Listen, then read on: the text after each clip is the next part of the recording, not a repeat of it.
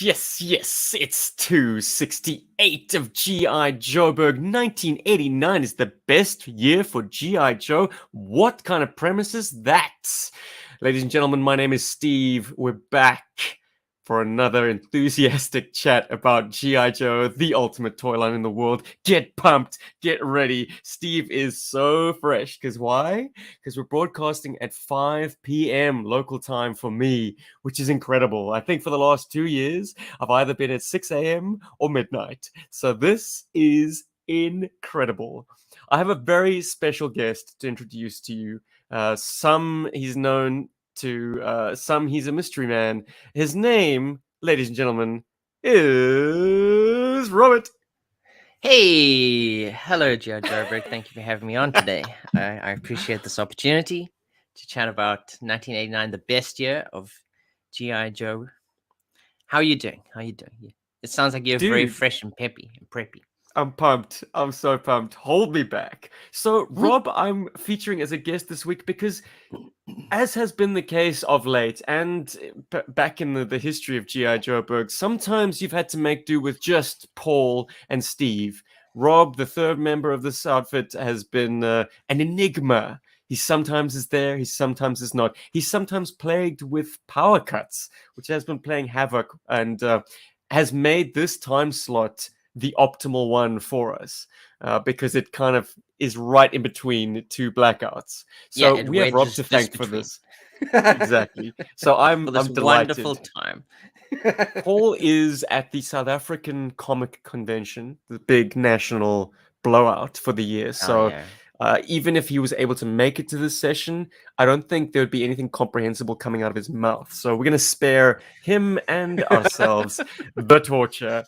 So you're going to be punished and abused by the two Cape Townians. I mean, the Cape Townian and the Brisbanean. I don't know, guys. I'm in Singapore at the moment. I'm with Kim's family. Sing-a-ling. Oh, Sing-a-ling-a-lang. that's nice. It's awesome. And they welcomed you with open arms, and they're loving their grandson. He's not loving them. Well, he's loving his cousins. The three boys get up to the worst kind of mischief, which is wonderful. He's really connected with them. And I mean, him being a bit of a shy kid to begin with, it's just nice to see him really, really open up and just be a boy with these boys. However, he's still quite reserved around Granny and Grandpa and aunties and uncles. So it's going to take a little while to break the ice, but we're getting there. He'll get there, I'm sure. Not milestones. It's measured in inch stones. Greetings to the Berg Force out in the chats. Hell yeah. Especially to the North American contingent too. Oh man. So we were in a hellish time spot for the east coast of Australia last time. Now it's America that's suffering. For those of you listening to this on the replay, you're not suffering at all. Listen at your leisure. But to the folks who decide to donate a little bit of cash every month to us, some of them are not loving the blurry-eyed time zone that we find ourselves in this week. But hey man, I like a little bit of equity. We have to straddle many time zones in order for I suppose everyone to have a fair shake. Well, wake you up, finally guys. have your fair shake. 2 years on. Congrats, Steve. Well done. No, Rob, do you want to unpack the title for this episode? Why are we talking about 1989? Okay, so during what's the thing called again? Iconicon 2022. GI Joburg was meant to be on a panel with Tony from Analog Toys. I want to say Vintage Toys, but I mean that's Analog Toys. And we were going to discuss put forward what we think was the best years of G.I. Joe. Unfortunately, Tony can make it because he was on an airplane somewhere. His flight was delayed. He was traveling the States in the aftermath of Joe Fest 2022.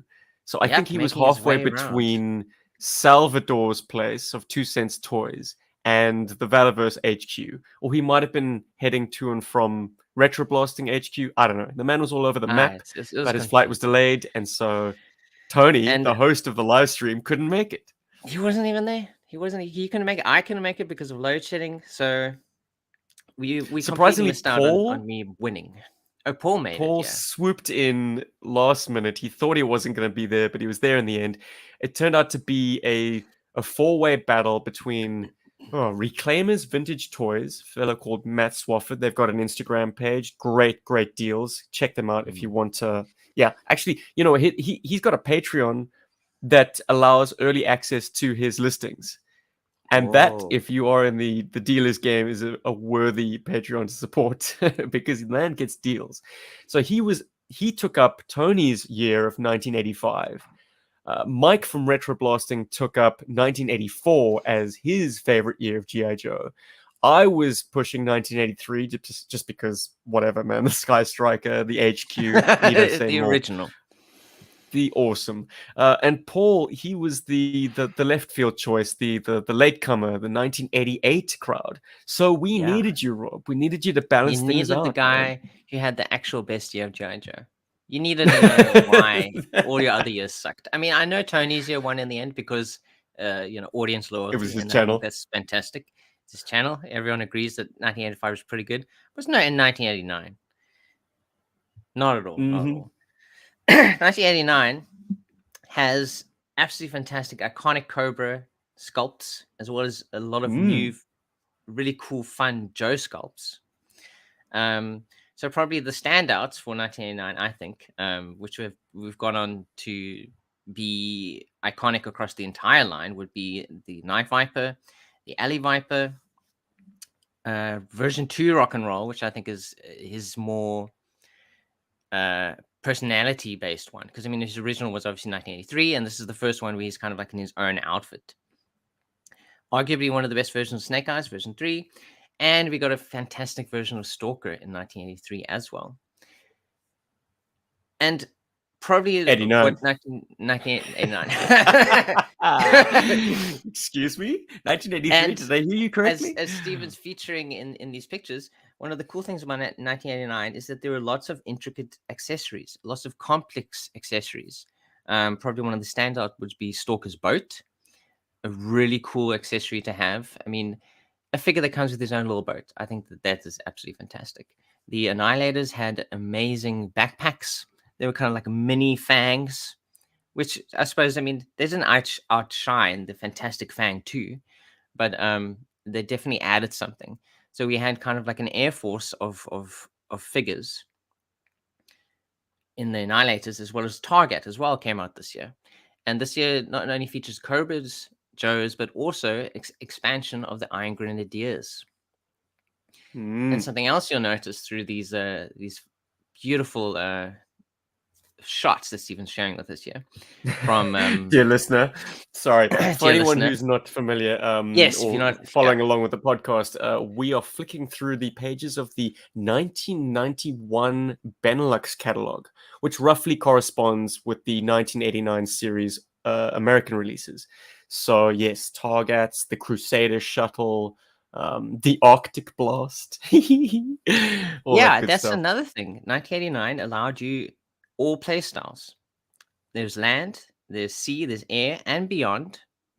With the Crusader, with Countdown, and with Payload and Target, you can play anywhere in 1989. There's no restrictions on what you could possibly do with the figures in this year. Truth. And where you can go. 1983 did not have a Space Force. There was nothing in Space Force there. You couldn't go to space. You could maybe like fly around with your, air striker, Sky Striker for a little bit, but True story. They did that on the cartoon series. All the wrong stuff had Sky Strikers with, I think, like massive rocket boosters underslung to rocket them into orbit because they needed to assault a Cobra-held space base that was, I think, creating havoc on the airwaves. Yeah, they'd taken over TV, wild. And you can't take over TV, man. No, gotta send in the real American heroes to kick your ass. Come on, good stuff. I mean, wrong stuff. So literally every single playstyle is completely covered by 1989. Earth and Beyond can be played in with 1989, and as well as the iconic figures, Night Viper, Alley Viper. Fantastic versions of Rock and Roll and Stalker. You also get some really bombastic vehicles as well in Ooh, this timeline. do tell. Including the fantastic thunderclap, which is absolutely huge, and it's too Boom! The cool. big It's gun. it's two vehicles. Atomic It's a Annie big up in the gun, air. and also it's a thunderclap, and then there's also the variants. So we get fantastic new paint jobs on classics like the Conquest. Um, we get a version of Tiger Ah, Sting. It's fantastic, and also there's lots of sub teams. So not only do you have a lot of new figures, but you have a lot of repaints of older figures, so that if you did miss them in previous years, or if you never got a chance to get them, you can get Knife Force versions of characters, Python Patrol versions, Slaughter's Marauders. It's endless. I mean, this year overall has about 47 figures, which includes the drivers as well as the mail-in figures, and 26 vehicles. 26. It's insane. hmm. And it's a good year because it covers a lot of wallets, I think. You can get the expensive stuff like the Thunderclap. And for people who can't afford the Thunderclap, there's also cheaper vehicles Like the like radar crap. the yeah, like I the mean, rat. radar rat, the radar rat, the tri blaster. So there were like smaller vehicles that could kind of like fit in between the bigger ones, so that even if you're a kid, on the I don't know wrong side of the tracks, you you could get a character, you could get a little vehicle, and you could have fun. It allowed everyone just to have fun with GI Joe, and I think that's what this year is all about. It's all about fun. It's about explosions. This year probably has the most explosive Joes and Cobras with the Backblast and Heat Viper, Frag Viper, and Downtown. You'll be blowing everything up on the battlefield. Yourself, the enemies, as well as the vehicles, and everything in between. And as I said previously as well, it also expands on the not the law, but I mean, yeah, the law of GI Joe. We have GI Joe, we have the Iron Grenadiers, Darklon, who's kind of like his own thing, as well as Cobra. So by expanding on all of that, you also have a lot more possibilities of what play styles and what you want to do when you play. I just keep going on and on. Without This any is opposition. Goodness gracious me. Well, look, 89, I think, is in some respects a kind of a moderate year. Like the biggest ticket item in it, new item. I'm not counting the Crusader because it was essentially the Defiant, one component of the Defiant repackaged.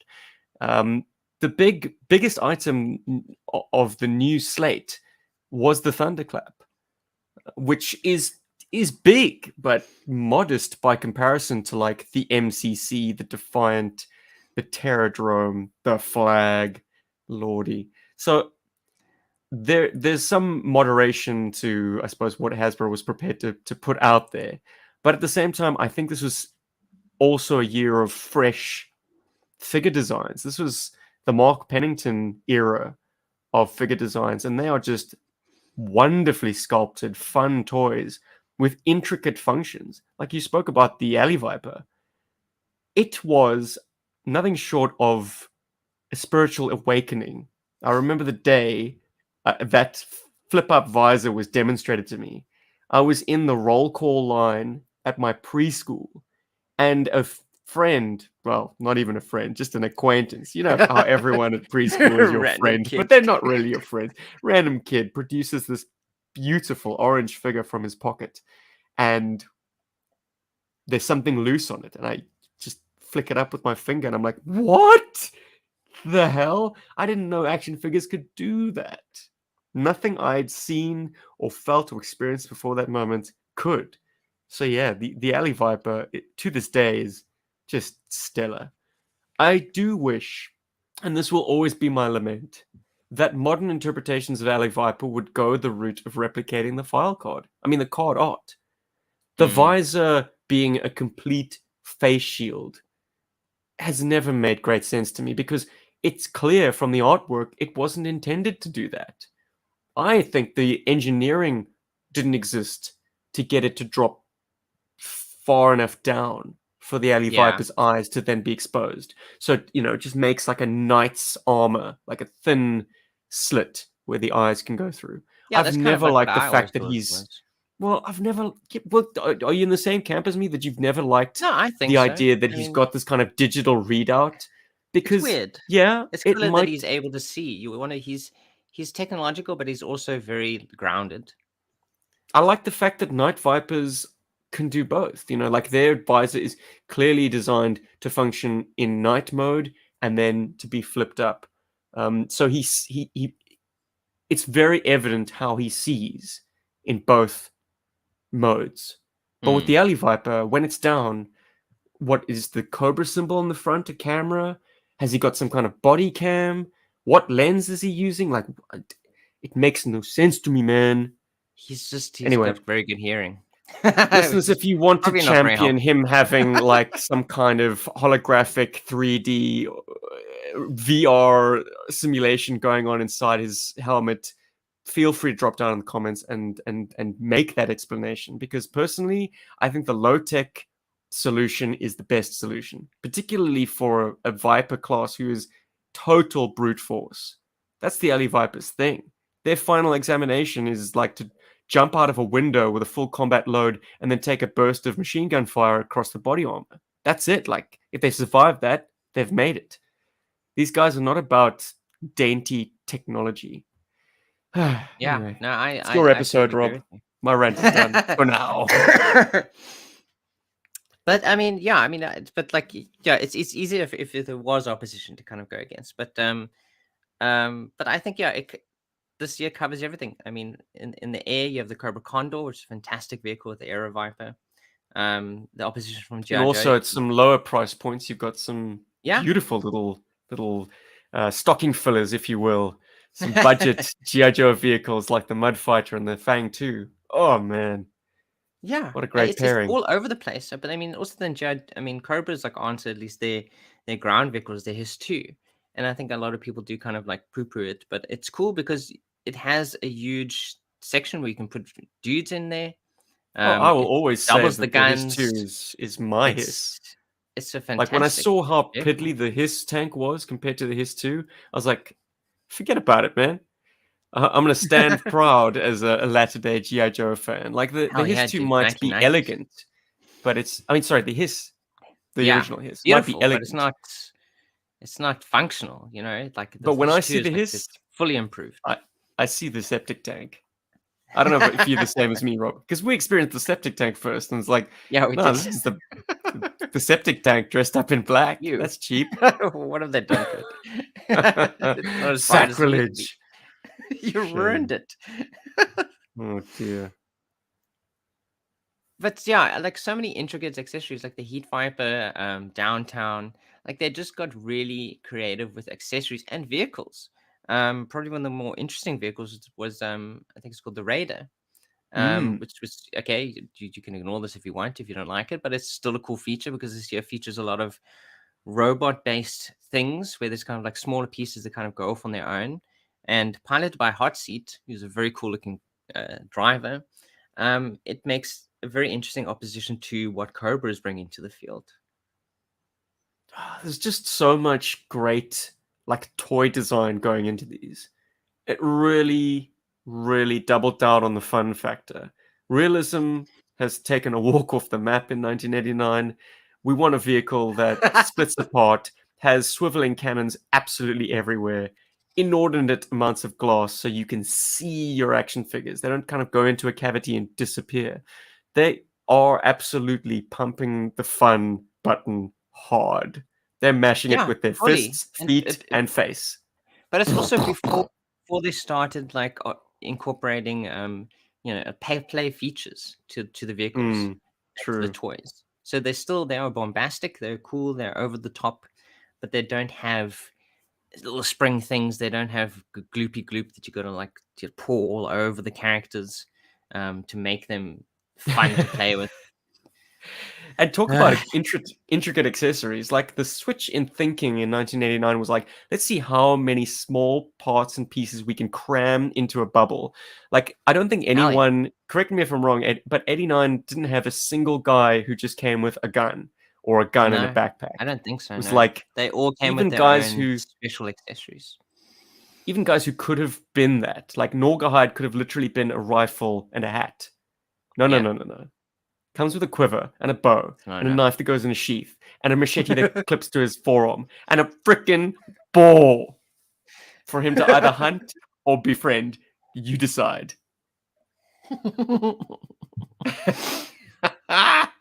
Great.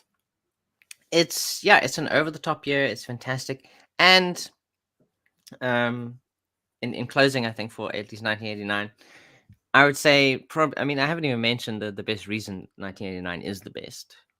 I mean, it doesn't get any better than this. 1989 is the year that the most amazing and incredible figure ever released in the GI Joe line came out, and that's Scoop. Scoop he came in 1989. You can't get him any other year. If 1989 did not exist, we would not have Scoop. So right on, man. The trump card has been played. There you go. That's it. 1989. Okay. 1988 was pretty cool, I'm sure, but I'm gonna hit you with some categories. Something that you I stopped short of actually doing this on the debate with RetroBlasting and Reclaimers and Paul. Because I think we were running along, and I was a bit scatterbrained as well. It was because I, expected Tony to play host, and then when we got into the swing of things, I feel like maybe the expectation that was that I play host, which I'm fine to do, but I perhaps would have been a bit better prepared if I had been prepared. But we did get as far as asking what everyone's favorite small accessory was from their year. So in 89, is there a particular piece that is like a world beater for you, Rob? Like there was no better accessory produced in line ever. I think probably one of the best accessories that did come out of 1989 would be, I think, Rock and Roll's entire setup. Right. Because it's once again over the top. It's absolutely insane. It's small, but it's cool because it has the, and I don't think we've had that in the line before, where we had multiple gun belts, bullet belts connected to bullet belts are connected to the backpack, and then you had these. It's ridiculous. Like I think we've probably spent hours maybe as kids, but as teens, kind of like, no ways can you hold these things. Like no ways can he shoot more than like a second of fire, and then he has to like reload. So it's ridiculous, but it's fun. They spelled it out on the file card. They said like Rock and Roll has there are 1,000 rounds in his drum, his backpack mounted drum, and the miniguns that he has have a muzzle rate of fire of 2,000 rounds a minute. So he'd go through his ammo in 30 seconds, right? If my math holds. Yeah. But he's got 4 of these miniguns, 2 in each hand. Yeah. So he's got he's 7 seconds, a 7-second burst, and he's done. And he's finished. But I mean, that's all you need. Whatever you're shooting at is done too. Yeah, no. But yes, it's impressive, and I don't think you can get a more absurd like minigun setup. If he's got 2 of those hogs in each, 1 in each hand, good lord. He's working out as he's running on the field. Well, they do always make mention of the fact that he used to just pump iron and play bass and surf. Hell yeah! So he's still pumping iron. And he's playing a sweet tune on those miniguns. Okay, cool. Well then, favorite aerial vehicle. Let's have another category. I think the best aerial vehicle from this year, I want to say the Python Conquest, but that's kind of cheating, because but it's not cheating. It is. I think it's a valid choice. It's a repaint, so it's something new. It's on the Cobra side, but I think that once again, Cobra Condor. I think it's the most fun vehicle that came out this year. At least the fun air vehicle. It splits apart. That's a new thing that GI Joe does now, and it's got a very cool looking silhouette as well. A kind of like long nosed, almost like a pickaxe look to it. I don't know. It's got a spooky, bony, skeletal finger kind of configuration, and the color really helps sell that. Have you ever noticed that how the the sort of the bulbous parts of the fuselage are kind of like a skeleton's knuckles or Mm. flanges. No, I have, Yeah, yeah. So tarsals. Are they tarsals? Whatever. yeah, it looks evil, I think. And Mm. it's, Some yeah, so people if I don't had like to the just color. nah, I think what we've had black jets, we've had silver jets, we have white jets.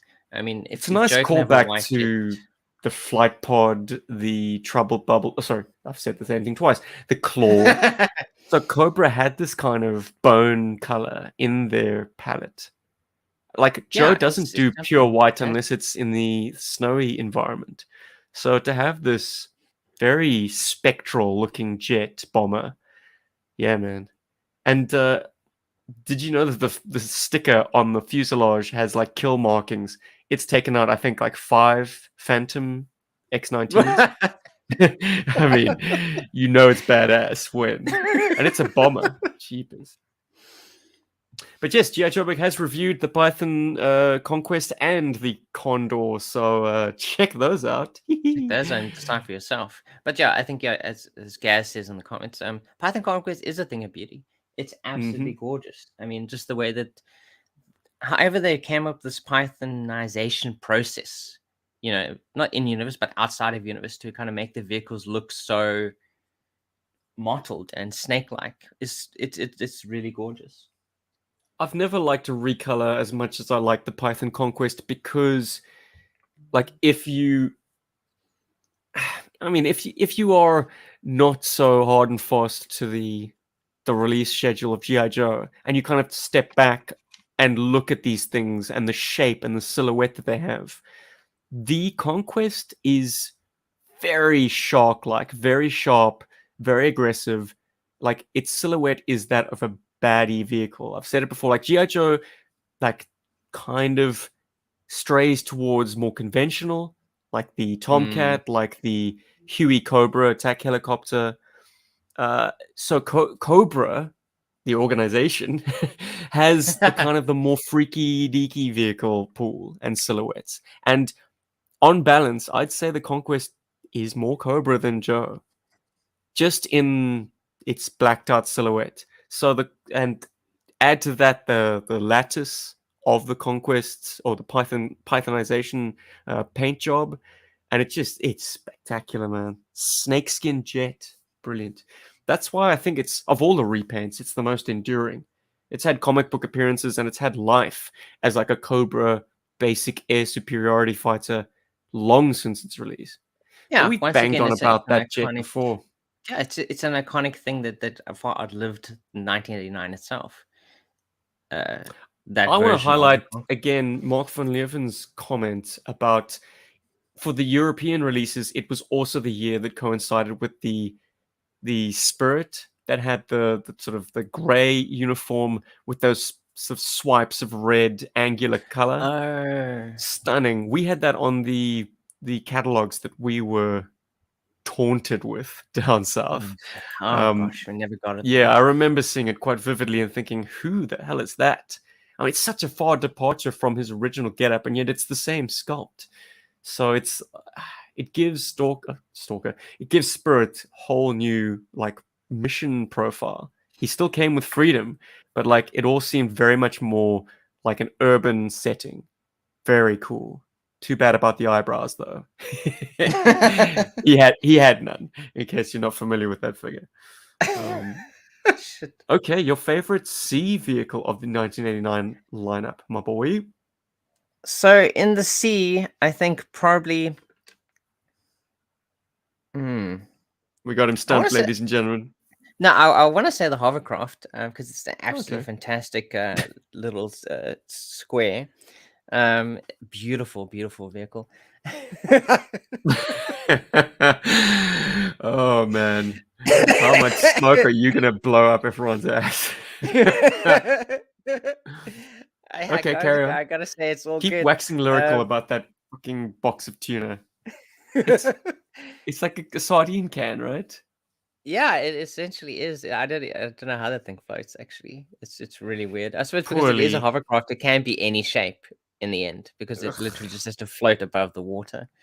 But to have a flat-faced front, like it's going to make contact with the water often enough. Like to have absolutely no like ability to carve through the water. That's just ridiculous. It That just is moves too fun fast. It design. moves too fast. It moves across the water. Remember, it moves above the water and above the Mhm. land. So, it can go anywhere it wants to go. And having such a small profile means that it can literally go anywhere. You can take it inside buildings probably as well. I mean, imagine Right? that thing Yeah. coming in at you down a corridor. Finished. But I'd step through a narrow doorway and that'd be that. But it does have 2 laser cannons and 4 occupant destroying missiles. Occupant destroying because it will destroy the vehicle's occupant. That's the risk you take working for Cobra. But I think the best one of the year for me would be the Night Ray. I think it's a fantastic Mm, repainting of the hover of the the whale. hydrofoil, the Cobra Oh, the hydrofoil. hydrofoil. Yeah. Hydrofoil, yeah, the Night Ray. Very good. I mean, like I think yes, the original colors for the hydrofoil are fantastic, but putting it all in black just makes it feel more like like a Night Force vehicle, like more like a stealth infiltration vehicle that they would use to be able to Rob, get into places really do you fast. remember the Yahoo Group's RPG thread called GI Joe Night Force? Were you on that Mm, team? I don't remember if I was on that one. Oh, I distinctly remember our infiltration vehicle of choice was the Night Ray. Hell yeah. We absolutely loved bombing that thing into Cobra aquatic bases. Because it moves so fast and because it's a hydrofoil, I imagine it moves maybe not quietly, but I mean it can, because it's going so quickly, you'll be able to get in and out so fast before they even know that you're there. And of course, So I think if they did spot you, Cobra would probably think it's a moray hydrofoil until it's too late. exactly that's the smart thing about these repaints is that it does work as an in-universe thing. You can Yeah, have yeah. repaints of things and have them realistically be used against your enemies. Okay. Finally, the land vehicle. What's it gonna be? Oh, the land vehicle. This year has a lot of really good ones. His 2 is fantastic. Um Thunderclap is absolutely huge and beautiful, but I'm probably gonna go with the Slaughter's Marauders Equalizer. Because Right. Because you have one, you bastard. it's Thanks to beautiful. It's Greg gorgeous. Crocott. Thank you, It's sir. absolutely fantastic. It can take stuff out in the air. It can take stuff out on the land. It's got missiles. It's got guns. It's it's it's a fairly compact tank body, which means you can take it to a lot of places. I think you can't go with like bigger vehicles like the Thunderclap. It's just a lot of fun. It's a really cool. I'm really happy that I have it. Thank you, And Greg, for those again. of you who want to be able to push your mauler around but can't because of the motorized feature, the equalizer guts all that out and replaces it with the Yeah, bog standard dummy wheels or dumbbell hell wheels. yeah. No, not You can dumbbell go wheels. They're anywhere you just want. little rollers. Yeah, it's terrific. And perhaps a far more sensible vehicle to make Sarge's chief ride. Yeah, man. Yeah, go crazy. He can But actually yeah, I get think down into the body of the craft. 89 is the best year ever. I think I see a lot of people thinking 88 is really good, but you're all wrong. It's pretty Paul's decent. not here. Paul's not here, so you're just saying that because Paul's not here. You just gotta say nice stuff when he's not here. Paul's a nice guy. He's pretty cool. So, Scoop is your favorite Joe. Who is your favorite baddie from that year? Who's the best of the best of the best, sir? With honors. I probably go with Ali Viper. I think it's too iconic not to go with him. I mean, Night Viper is It's fantastic too, but I think Ali Viper has more versatility in what you can do with him. it's the one figure that makes lovers of the green team kind of check their principles at the door, I guess. Yeah. No, Because it's you just gotta go something crazy with this special, guy. man. That Fanta flavored Viper. Yeah, dude. He's a beaut. We I can't mean, get enough of him. for 1988, I'll agree. There's a lot of good stuff in 1988. I mean, they started to introduce the Iron Grenadiers, which they expanded on in 1989. If Hmm. you're a fan of Tiger Force, there's a ton of really cool Tiger Force in there. Night Force is in there too. And then of course the GI Joe version of Storm Shadow is in there. So it's a And if pretty you want good to year. hear all But about it, check out the yeah, debate on the exactly. Analog Toys So channel. The link is in the description if below. you think it's cool, yeah, go listen to Paul wax lyrical about it. Yeah, if you need I've some given you a few rebuttal against Rob's 1989 love. Mm. It's not love, it's an obsession. It's a passion. So the alternate code name for this particular episode was going to be Unfinished Business, because not No. only did we have no Rob on this awesome debate, but we had no Rob when we discussed our most ridiculous or weird collecting obsessions.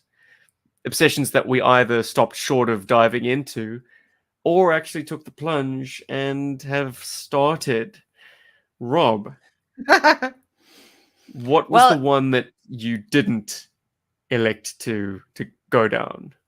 okay, so the one, well, if this will load, I will tell you. Hmm. Um, so it's not so much an entire line as it is because it's so expensive. Okay, this thing's taking forever. Tell us about it, Robbie. Okay, well, let me tell you. So I think actually no, I'll go with my alternative. Oh, Well, it's well, got two, there are ladies two and things. gentlemen. There's two. So the one is one big thing. So the one main thing that I always regret, but also because it's so insane. Like I was like, how would I ever afford this? It was a Red Sonja premium format figure or statue actually from Sideshow. Which you can actually see now if Steven is able to share my screen. I'm afraid I'm not able to share your screen. But anyways, Rob, you're gonna have to just talk about Red Sonja. I can She's share from the film, yeah? Red Sonja was yeah. I mean, she's based on comic books. I mean, they're published now by Dynamite. Is She's she kind of in the quite same sexy? universe. She's absolutely gorgeous. She's from the same Mm. universe as Conan. And the statue I think was 1/6 scale, so it's absolutely gigantic. Like it is basically as big as your torso. It's about 40 to 50 centimeters tall. Sorry, And I'm not trying this to be an arsehole. I honestly don't have a screen to share in my oh no dashboard. worries. StreamYard has been No buggy worries. today. I'll continue to describe it. It's fantastic Mm. because Sideshow produces absolutely incredible. I wouldn't say one of a kind, but I mean limited edition figures and statues. And this thing is amazing because Red Sonja is dressed in her typical attire is a tiny little metallic bikini. Essentially, you can see essentially her entire body, and the sculpting that they've put into this figure and the pose that she's in, it just looks absolutely lifelike. Like it's incredible the Whew. level of detail that they're able to put into this figure. Is it And she's kind cold? of well, I don't think she gets cold. Apparently there's a magical enchantment upon this bikini that keeps her Is warm. it a statue? It is a statue, yeah. So it's a Red Sonja she devil with a sword collector edition. And she's Is she standing stabbing upon a snake? yes, she's standing above the dead body of a snake. Oh, no. Then I'm looking at the wrong thing. Okay, you're looking at no, they've I promise you Sideshow have done half a dozen of these things. Hmm. But she's standing above, like basically inside the mouth of a dead gigantic snake, and like her lower half is covered with a beautiful spattering of blood, and her sword is completely two swords are completely like splattered with the blood too. But like the figure is just it was just the most beautiful thing I had ever seen. It was just so well sculpted and put together. Like she looks alive. Hmm. But the biggest problem with this thing was the price, which was $550 at the time when it released, which I think at the time was about also because of having to import it through work. I think it would come to like 15 or 20,000 rand. something to that effect. So yeah, so I I think thought very hard for a long time about wanting this thing because I really wanted it. Like I was working out how could I afford to get this thing and where the hell would I display it? Like it would have to. I don't even know where I would put it. payment plan. Payment plan. Thankfully, Sideshow does have a payment plan. But no, actually, I mean, I could have actually have paid it off at work. They very kindly do allow me to. Oh no, she isn't holding axe. She's holding two swords. Gaz has asked in the comments. What I can do is share I can send Stephen the link. I'm looking at her behind. That I will share for everyone's edification. I found one image, and get ready for jaw-dropping sculpting in action. Boom. Sorry, listeners. Yes, this is the one. Gotta look her up in your own time. Yeah, definitely do. She's absolutely incredible. Like she's the most, to me at least, the most beautiful statue I've ever seen. Not just because of the angle that Steven's sharing now, but just overall, it's just so well sculpted and made, and it looks so lifelike. I've never seen a statue that they kind of made me want to buy it so much. Because usually, I mean, I'm not a statue guy. I like figures. I like being able to move things and play with them. But this is the one exception where I was like, I want this so bad. But I did not. I did not pull the trigger. I was very careful. The other thing that I didn't pull the trigger on was Acid Rain. Acid Rain figures, because they were basically scaled to modern Joes, I thought they were really cool. And I like the aesthetic of the Acid Rain line. But once again, to me, at least they felt very expensive for what you're getting. Like often you would, I think it's just like one little dude or one little vehicle or something. But yeah, sorry, I'm putting Rob off his stride a little bit because I have finally found his link to the Red Sonja on the Sideshow page. Why didn't my search engine take me here first? But yes, it just very tastefully photographed. My goodness. No, she's absolutely cool. If you click her, you'll get the entire gallery of images. But no, she's absolutely amazing. She's huge. It's a beautiful statue. I can't actually. You have to see it for yourself to understand why it's so gorgeous. Oh, have you seen it in person, bro?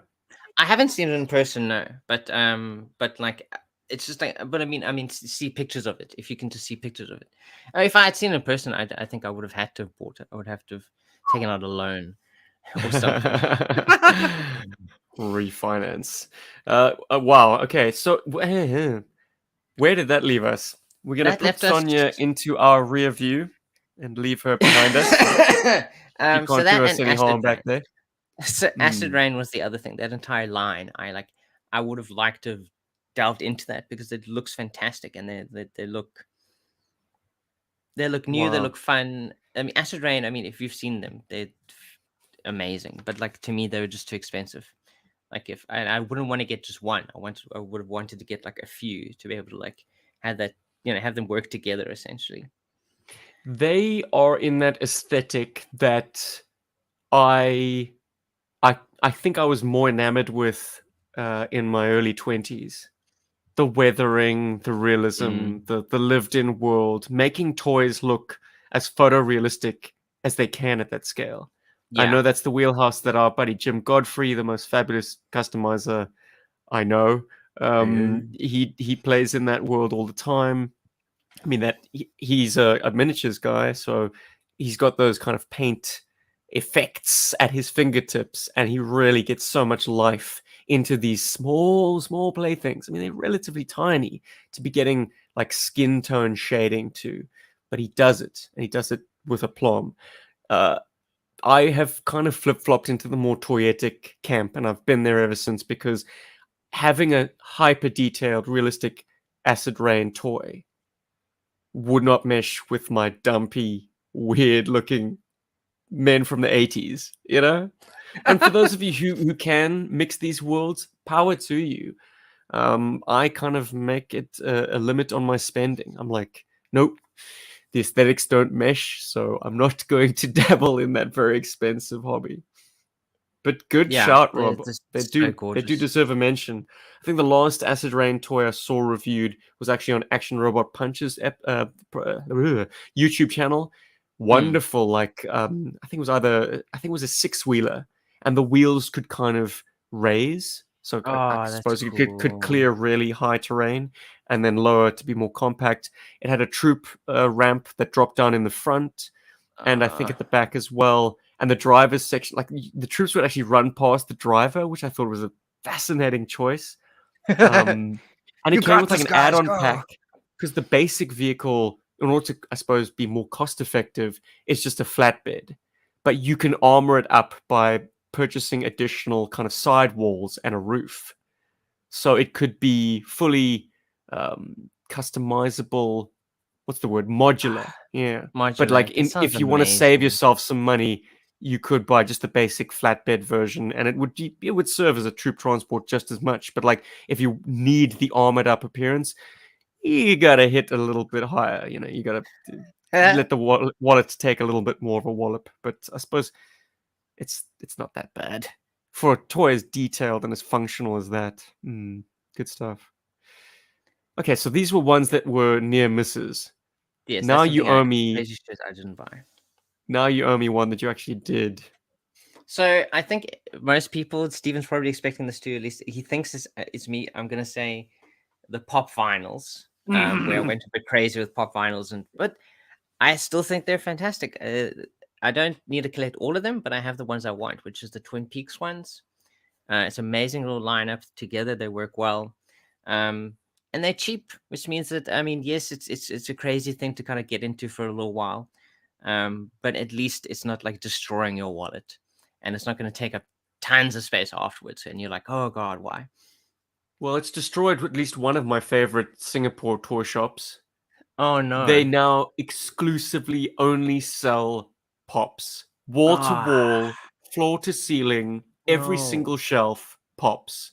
They used to have everything. A little sampling of like old school Joe, new school Joe, Transformers, like random Japanese toy brands that I can't even pronounce their names of. They had it all, man. Now it's pops, only pops. Boo to that, I say. That's unfortunate. Yep. Because it is a But very niche thing, I think. I mean, it does appeal to normies, as it were, because you can get literally any character you ever wanted as a pop. If you don't, if you like the aesthetic of the pop vinyl line. But the thing that I actually do still, I think years later, regret buying because they're so similar to other toys that you could get for so much cheaper.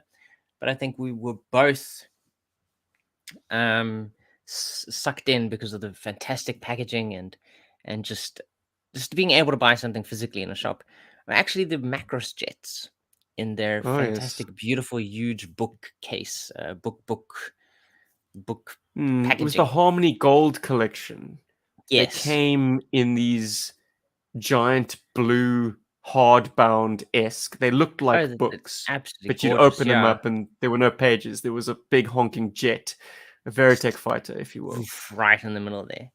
I loved them. I loved all the time we had spent with them, but I feel like they're essentially like more expensive Transformers, and Transformers generally do it better. I think those sort of Not to mention the fact transformations. that they effectively sold us the same jet like 5 or 6 or 7 times. Yeah, and we bought it over and over and over Minor again. cosmetic changes to the head of the robot, of Yeah, the because yeah, it the was robot it's mode. the other dudes. It was the other guy's vehicle. It's like, oh, that's his one, and this is that one, and then so I ended up with the blue one.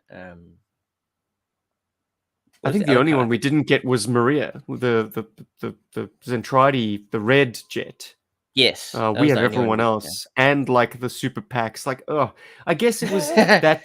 that collector urge which people are probably feeling with anything that has a numbered spine now. Yeah, it's Like just so GI beautiful Joe to look at. Classified, for instance. You just want to have this unbroken chain of numbers. I think Japanese toy collections did it first, Mm. and now the West has caught on, and now there's no going back, man. Like Transformers does it. GI Joe does it. I'm sure everyone does it. It's all Pops over do the it, place. don't I they? mean, yeah, we did with the Transformers, the classic line that the masterpiece line eventually became numbered, but I mean those original ones that we got, what was that line called? There we went crazy too with that Transformers line. They were also in Oh, the boxes. Dream. They were called the Dreamwave Collection, or that's the Yes. collector's name for them. But Oh, basically, they were put out by Takara Japan, so they were superior to the US releases because yeah. the missiles with correct length and the plastic was the right color and the So chrome was in that's the the right time when places and the it stickers was were that's good. But they all came with absolutely like wonderful. booklets Yeah. and these massive boxes that would just fold out. I mean, it was really celebrating each individual Autobot car, for instance. Like Skids had this glorious box, and Trax His box and was way over the Jazz top. and Prowl. I mean, all these basic Transformers just reissued with a lot of fanfare. And Yeah. yes, they had a numbering system on the spine, so when you displayed them all together, they were fabulous. They also came in these beautiful colors. Like the design was so strong. Yeah. It Of all the really kind of sold you on them. modern reinterpretations of classic boxes, I'd say that one comes very close to topping original Transformer packaging. Like Yeah, for it's sure. spectacular. It just Mm. adds more to it. But yeah, I really do now, years later, regret the Macross jets. I mean, they just take up so much space. And like I want to keep them safe. I want them to stay inside their books because they are more expensive than any average GI transformer that we've bought. I suppose compared to like the masterpiece stuff, those are probably on the same par. But like for what they are and the quality, at least of especially the older ones, or the ones based on the older series, it's like it's such a quick transformation and you're done and you're like, okay, what And do I just do with anyone these who's now? They take wondering up which one we missed out on, it was the red one piloted by Maria Sterling. She marries Max Sterling. ah. So she's the Zentride, I suppose, ace who defects or comes over to the human side. But yeah, that was to me now that's a disappointment. I'm just like it takes up so much space and I'm not gonna do anything with them Do you know that I was pissed again. off with you for a long time? Because I had kind of bought like the same jet over and over again effectively, but we divvied them up and like you're like I'd completed my list and you hadn't completed yours. Well, obviously I realized very quickly that this is a losing game. Yeah, It was yeah. They weren't uh, cheap either. I was they weren't cheap. stupid. Yeah, we were both stupid. But it was just so beautiful. They were just gorgeous. Like everything about it was just made to sell to collectors, and that's what we are. We're collectors, but people always do play with things. But yeah, they got us good. They got us The real good. last bit of unfinished business I want out of you, Rob, has to do with GI Joes on their downtime, which we had a discussion on, I think, two episodes back with the wonderful Mr. Ryan Sweeney. In fact, Oh, check it out if you missed it. But Rob oh missed yeah. it because of ESCOM, and I think a little bit of tiredness crept in as Yeah, well. If I'm not I think mistaken. there's a nap there somewhere. Yeah. It's just so easy to do in the dark. Like it's just like, what do you do? Like I end Yeah, up just like lying there, and then within minutes, just like poof, out. he's out. That's the But only time I can actually you fall asleep really suggested it, quickly. you bastard. I know. You suggested that topic. That's So, that's the worst part. night falls on the Cobra Terradrome. Storm Shadow's taking out the trash. Tomax is boosting Zaymot's wallet. He needs the extra cash. Okay, so what do these guys get up to?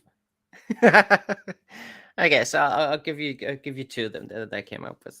So, because I mean, so many of them are so easy. I thought, but like one or two of them, I thought a little bit more about. So I think Crazy Legs apparently he absolutely loves classical music. So I could see him on his off time going to concerts, kind of like just being completely involved in the classical musical world. And he probably supports a local orchestra. He can't play instruments, or at least he can't play the organ, which apparently he absolutely loves as well.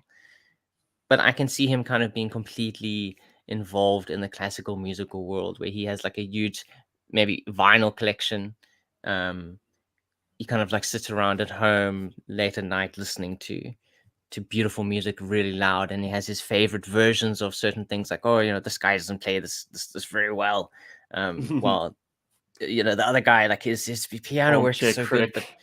yeah, I think he was probably an absolutely huge armchair critic of classical music and classical musicians. So I can see him kind of like sitting around at home and going absolutely crazy legs for his his classical music.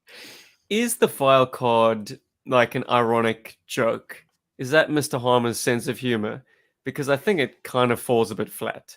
Like it gives people, because it doesn't resolve the ambivalence. It's like Crazy Legs could have been a concert organist if his fingers weren't so short. It's like, well, ha ha ha. This is basically saying nothing. It doesn't add anything to him as a character. Yeah. Actually, I mean, it doesn't give you anything extra to like go off of. I could be a Playboy bunny if I was born a female. Like, it's kind of non sequitur. I don't know. That was where my mind went. Must be Red Sonja's influence again. So, what do you think, Rob? Is it a joke, or is he actually? He's actually a keyboard player, and he's got skill, but an organ just requires more reach than he physically can achieve. I do think that. I mean, I'd like to think that he does enjoy playing music in his off time. He listens to music. He supports it. But I think from Larry's point of view, it probably was definitely a joke that didn't come across so well. Yeah. Well, take it or leave it. Some people do run with it. I know Troy, he inserted organ music when Crazy Legs makes a kind of combat jump as a direct quote, like a direct, reflection of the file card information. But for me, I'm thinking like, this is Larry's humor. It's sometimes doesn't make sense. It's like waiting for Godot. It's absurdist, Just enjoy it. Just enjoy it for what it is. At least it isn't the later file cards where everyone is like a superhuman hero, amazing person, and they all come from Rhode Island. True. Absolutely no personality to most later characters, unfortunately, at least in their file cards.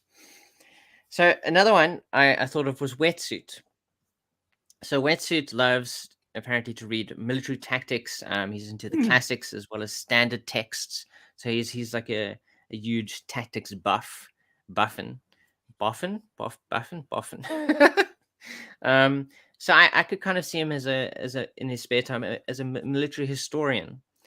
He probably like tours like battle sites in the States or wherever else he is, So like if he happens to be on a mission in, I don't know, Peru or somewhere in Europe, he will actually go and seek out these battle sites and kind of see for himself how the tactics would have come out. Like, why did they choose to do the things they did in that situation? And kind of like maybe for himself, he writes up his own like little things of like, how would he have done it better? Interesting. So that would be. I'm sure there are plenty of military historians in GI Joe, like people who are really just like family military. Like he probably has great chats with Falcon. Falcon's 3 generations Green Beret or something like that. So yeah, like how did your family like survive through all these different things? And as a more playful, fun thing, bullets, I would think glory. But more playfully, like so not just like the serious, more like military historian thing. I can imagine him playing strategic tabletop games. So something like Warhammer or something like that, where he kind of like gets into making the figures, and he loves to like battle other people with his his tactical prowess. So in a more fun way, I can imagine him doing that. This big beefy Marine just kind of like sitting around, frantically throwing his dice across the table. Give me success, sir! I approached this question the other way around when we did the recording, but I didn't get around to mentioning any of mine. So maybe I've got a second chance here. Like I researched what Google at least thinks are the weirdest pastimes. Ah. Oh, and trying One to of apply them those to yeah, a Cobra see. or Joe. Interesting. So have you ever heard of extreme ironing? No. It's What? people who go to the most extreme places, like hang off buildings and And do iron ironing. stuff. Yeah, exactly. And have you ever heard of a guy called Colonel Courage? Colonel Courage, No, the why would name, you? it God, why? sounds familiar. Well, they Maybe make a it's because it's point so on this generic, guy's but file card about how he never goes into battle without his uniform freshly starched and without wearing his tie. Something to that effect. Like this guy's a neat freak. So I figured if there was any Joe who indulged in extreme ironing, with red and blue lasers sailing overhead, it was Colonel Courage. It's like, no, Cobra, wait right there. I need iron. I gotta put on some fresh dressed greens before I kick some tail. Yeah. That's so Anyways, cool. give me another one, Rob. That's a really nice approach, though. I like the way that you came at it. Oh, well, I mean, there's more. Have you ever heard of news raiding? No? These are people who make a pastime of like seeing news crews in the wild and like jumping in front of the camera. It's a hobby. It's called news raiding. You like So, every time you see someone doing a broadcast, you make sure that you make a spectacle of yourself in the background. so who It's would one do way of that? becoming infamous, I guess. Ugh, I didn't get that far, but I thought it was so absurd that this is actually a thing. News rating. LARPing was a thing as well on the sort of the top 100 weirdest hobbies. But we spoke a bit about that last time. Turns out cross country is a reenactments guy. That's why he wears the southern outfit, Confederate flag et al. Okay, that's fantastic. So he's not necessarily into that sort of stuff. Well, He's he is cosplaying. to the Yeah, same he's degree into that it. he's reenacting the Civil War. Nothing Against wrong with Cobra. that. Yeah, sure. They are dressed in blue after all. Ha ha ha. Okay. Oh, shit. Okay, so another one, it was pretty straightforward. Probably wouldn't even think of it as him doing it in his downtime. It's not as creative as I think. I think probably my favorite one that I came up with was wetsuits. So they make mention of Spearhead being successful insurance salesman. So I Mm. could see him kind of like in his downtime, basically helping out all the Joes because I mean they can't get paid a lot of money. I don't think GI Joes get paid a lot at all. So you need someone on your side who's going to help you get the most, out of your taxes in tax season. And I think there are a couple of other Joes on the team who do insurance and other sort of similar Yes, I occupations where they kind of like all come forget. together and they're like, let's make sure that everyone gets the best that they can get out of their, the money that we're making here. Um, Well, so it does that's allow kind of like what for I imagine. great cover stories if you have a covert operation. Oh, You've for got all sure. these Joes that have actual, like, more mundane uh, functions, whether it's Yeah. a I think personal assistant Hardtop. or Was it Hardtop? I mean, not Hardtop. There was another one of the drivers Alpine who is a had like, finance clerk. yeah. Hmm. And there's a lot of the drivers, I think, well, not a lot of them, but there was one driver. I can't remember which one it was. I I think it's think the Spirit driver of has social services listed on his. the mobile command center. The driver for that, Oh, Steamroller. he's done a ton of construction work. Like that's one Sure. of his big things that he worked on before he joined the Joes. So I mean, it's also something else that he could do as an undercover guy. Hmm. But yeah, I imagined this entire team of like Joes who are huge into finance and and insurance, like kind of like helping the rest of the team to kind of get the most out of their salaries. It Got was anything a else for silly us, one, Rob? but No, well, that's great, man. those are the three main ones that I came up with. Well, should I we was talk hoping about to be some new inspired shit? by you guys. I was hoping to be Oh, inspired by you guys during the episode. what, you're saying you're not? All right, I am. It'll be Am I not but inspiration in the enough? moment, Do you need deadly pencils? I need me a little deadly pencils and a bullet flat circle time to really get me going. Rob, you've got new shit and you don't even know about it, pal. Oh my Because the goodness. last video released on the GI Joburg YouTube channel is in fact a very cool surprise unboxing video from a fella called Rob who lives in the States. But because I was all over the map, I had this beautiful You had donation to box choose from somewhere to him go. sent to Singapore. Well, at least Singapore's unlikely or slightly less likely to be flooded, forest fired, power cut, postal strike. It's pretty stable out here. Anything can So happen in Africa. he sent you. Well, I would urge you to watch the video, but you knew it was coming. At least one item on the hit list, a beautiful quick kick with the most Oh, gorgeous that was feet. too nice of him. Oh, Yeah, it's amazing, and you will be thrilled. Maybe don't watch the unboxing and be surprised maybe I because yeah, won't. I'm gonna there's save some it other afterwards and goodies. then. Okay, He that's sent fantastic. I like me surprises. the Mm-hmm. Action Marine, kind of on the Whoa. back of the Action Sailor review that I did beginning of the year. Mm. This kind of is one of the 30th anniversary Joes, and he's terrific. Comes with a rubber dinghy, has this amazing marine camouflage pattern of brown and black, very intricate. The helmet even bears this kind of tortoise shell mottled camo. Wonderful. If you're watching the YouTube version, you see I've got him pictured with the Roadblock Marduce, the original one, which I've never owned, and it's gorgeous, which is also a donation from Rob. And it's got that terrific like discoloration that the plastic takes on, where the kind of the inner green parts have taken on a slight brown tinge. That's It's kind of incredible. cool though. It's like it's weathered and you didn't even have to try. It absolutely is, and I think it's got to do with the way the plastic is breaking down over the years. Because Firefly's gun, which I think is cast in the same vat of plastic, it's that same green color, Mm. has also taken on these kind of brown discolorations in the kind of the crevices of the mold.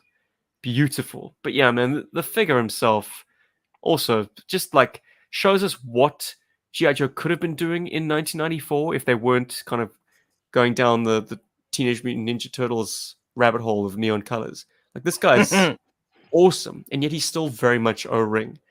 He's got these baby blue eyes, got a scar on his cheek. He's got like a gray undershirt. I love the way his trousers are bloused into his boots, or sort of over his boots, I should say. It's Very just a well sculpted. wonderfully designed figure. Um, Bit of a sculpt weirdness that some reviewers point out is how he's got this drop off between his shoulder and where the arm fits in, Oh, that's which leads interesting. me to believe, like, do you think maybe this guy at some point in his design history was going to have an action feature, like a let's fist General Tojo action feature? I imagine so. I mean, that is very weird for them to be that low on the figure. Well, Unless he your was meant to Snake have like really Eyes, big arms. the Ninja Force Snake Eyes, Mm. he's got this a similar thing, which basically allows him clearance to do his choppy action. Yeah. But this guy, it's inexplicable because he Well, they doesn't obviously have an action decided feature. not to do it because they were like, oh, we're done with that. No more.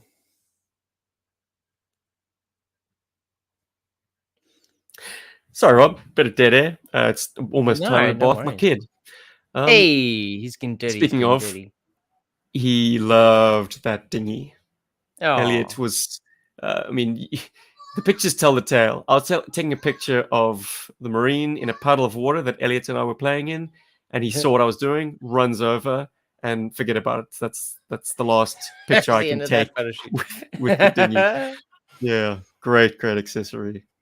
I also got rather unceremoniously further down my collecting rabbit hole of Toy Biz X-Men action figures. I got the first release of Sabretooth. Now, this was Interesting. nail biting because it was delivered to my Airbnb that I was staying at in Australia, and it Oh arrived an hour before we had to leave for the airport. no, I that's was crazy. watching this tracking number like for 2 weeks. Like, why would it have to be the thing that takes the longest to get from one end of the country to the other has to happen when I'm about to leave it?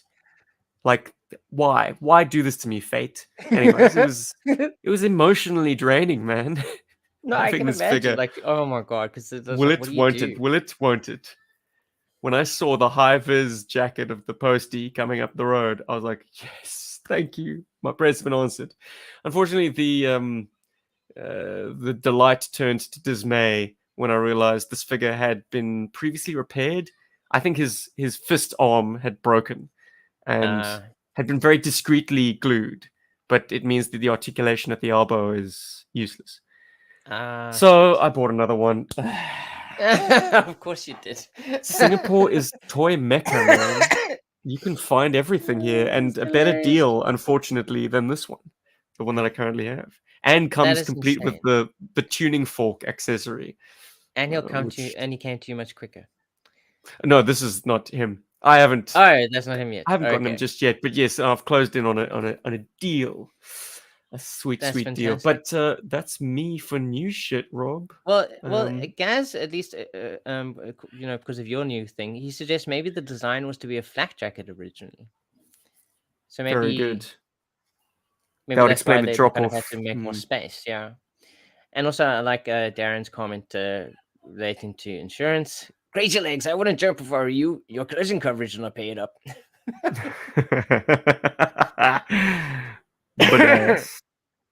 Yeah, Oh my just what you want to goodness. hear when you're about to do something extremely risky. It's Exactly. like, Like the guy's like shouting at you, don't do your that. gap cover is not gonna cover this. Oh shit. I got a wife and Ah. kid. Rob, before we go, give us a loving Yes. scoopful.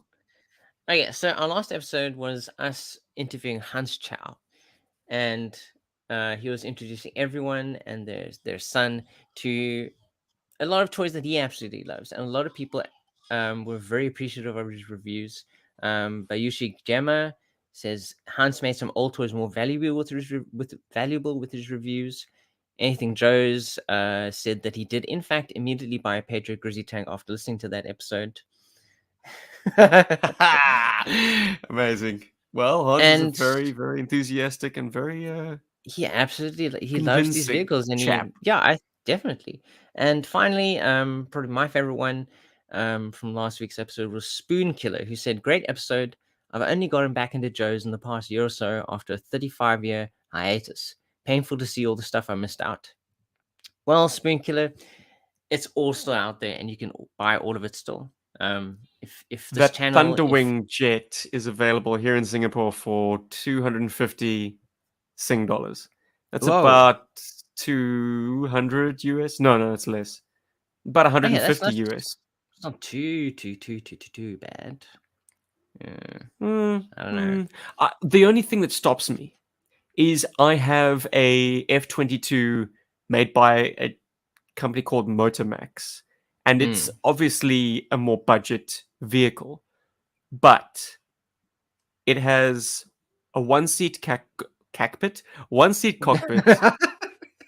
It does accommodate a figure reasonably well. I mean, the figure it's cozy, but it doesn't mess with the proportions of the F-22. It is, at least in silhouette, a perfect replication of the F-22's lines, and yet it still holds a 3 3/4 inch action figure. But So, can you look through it and shoot things? can you look through the tailpipes and see the ground? Periscope action style. Yeah, no, it can't do that. But if I need to see the Can't do ground, I'll that. just look down. Sorry, Hans, you're not That's here a to pretty defend your toy. that's a pretty useful ability to have, looking down. But yeah, Spoon The Killer. F-22 is not designed to It's be your a bomber, chance. goddammit. It's designed to kill everything else in the Well, as air. a toy, it's a bomber.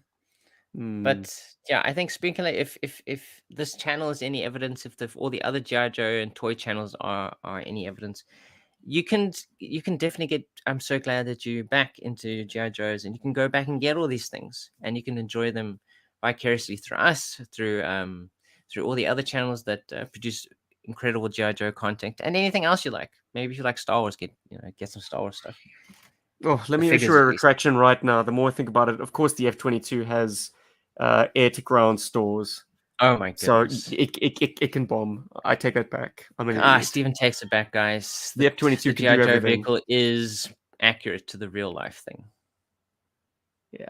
My It goodness. can do everything except come in under budget. Bazinga. All right. So I think that wraps up our business for this session. yeah. Thank you for joining us at this most interesting time, members of the Berg Force. I see all three of you. Well, But Stephen if you'd has like been to very also awake. be, This is amazing, actually. Yo, I'm jumping being all so over you. energetic. But if you do want to join the Berg Force, patreon.com/GI Joburg is the way to do it. The link will be in the description below. Thank you. Thank you to our current supporters for all that they do. Thank you to the guys who found my little vlogs, my message in a bottle, my secret Easter egg to anyone who wants to chuck $3 a month at the YouTube membership. Every week I'm going to have a little ongoing play motion series. Very, very, I can't say low effort anymore because I actually do edit them now. But it's very bare bones bit of storytelling, like a minute and a half to 5 minutes in length, anywhere between those two, of just, I don't know, an ongoing story involving a handful of characters that are road tripping along with me through this world tour of Elliot. Hell yeah. It's good times. Good times. Episode Check us out. 269. Come back for Steve Takes It Back. Hopefully we'll Derek. have all three next week, but we can't make any promises. Yeah, no promises. This world is so... It's all over the place, you know, like it's so... Yeah, and we're all over the place. Mm-hmm. We will absolutely do our But best. Yeah, though. even if it's just one of us, there will be a show. Even if it's just Rob. I mean, I know We need everyone it. prefers that. I've yet to do a solo appearance on this podcast. I know I talk a damn lot anyway. Yeah, but you do. I I find don't know that if very I'd want to do fascinating. it. I don't know if I'd want to do it on my own, and I don't know if I I'd want to don't- abuse it's- everyone with Well, it's not an about hour and a half wanting. of It's me. like, you know, it's like sometimes it's just like it has to be done, you know. Well, And some great stuff touch will wood, come that out day of it, has you not know. come yet, and hopefully will never Thank transpire goodness. because Rob, you're my oldest friend, and this is Oh, quintessentially really old. all I want to do ever. Just Hell talk to yeah. you about toys. Thanks for joining us, After that, guys, and we'll be back Thank you, in everyone.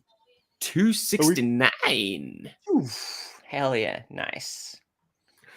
Yo, Joe. Joe.